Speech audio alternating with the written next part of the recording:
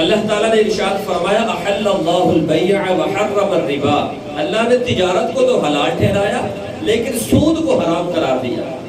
یعنی تجارت میں جو نفع حاصل ہوتا ہے کاروبار میں، دکانداری میں، وہ بالکل جائز ہے، اس میں کوئی قباحت نہیں ہے، اللہ نے اس کو حلال ٹھہرایا۔ قرآن کی آیت احل اللہ البیع، اللہ نے تجارت کو حلال قرار دیا کہ 10,000 کی چیز لا کے 12,000 میں بیچو تو حلال ہے، جائز ہے نفع حاصل کر کے، لیکن سود حرام ہے۔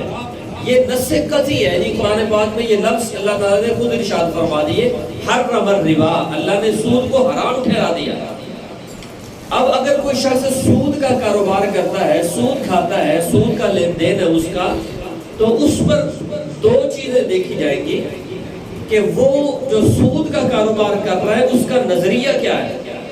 اگر تو وہ اس کو حلال سمجھ کے کر رہا ہے تو وہ دار اسلام سے خارج ہے،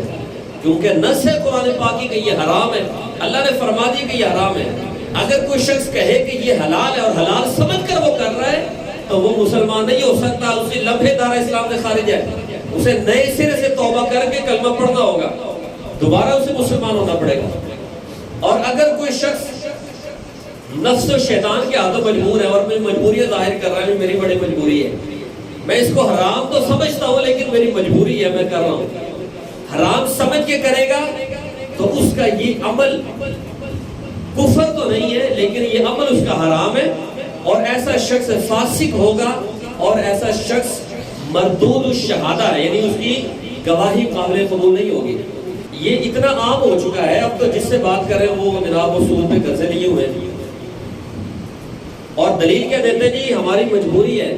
قاری صاحب ہمارے پاس پیسے نہیں ہیں، مجبوری میں گدھا کھانا بھی جائز ہو جاتا ہے۔ یعنی یہ ایک بات سن لیجیے، مجبوری میں گدھا کھانا بھی جائز ہے، لیکن یہ نہیں پتا کہ کس مجبوری میں کھانا جائز ہے، وہ کیا کیفیت اور کیا حالت انسان کی ہونی چاہیے۔ دلیل تو ہماری عوام ایسی دلیلیں پکڑ لیتی ہے کہ اس طرح بھی یہ جائز ہے تو پھر یہ بھی جائز ہوگا، حالانکہ وہ بھی ایسی نہیں جائز ہے، اس کی بھی شرائط ہے، حالت اضطراری ہو، ایسی کیفیت انسان کی ہو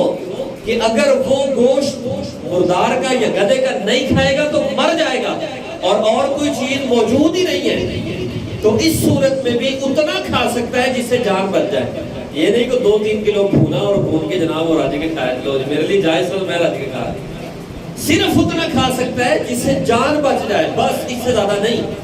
تو ہم نے اسی کو دلیلیں بنا کے جو وہ کھا سکتے ہیں مجبوری میں، تو یہ سود کیوں نہیں؟ تو ہماری مجبوری ہے جی، ہم سود لیتے ہیں تو مجبوری ہے، ہمارے گھر میں راشن پانے نہیں ہے تو کاروبار کیسے کریں، یہ مجبوری ظاہر کرتے ہیں۔ تو یہ کوئی مجبوری نہیں ہے، ایسی کوئی حالت نہیں ہے، اور اللہ تعالیٰ سے دعا کیا کرو کہ ایسی حالت پیدا ہی نہ ہو۔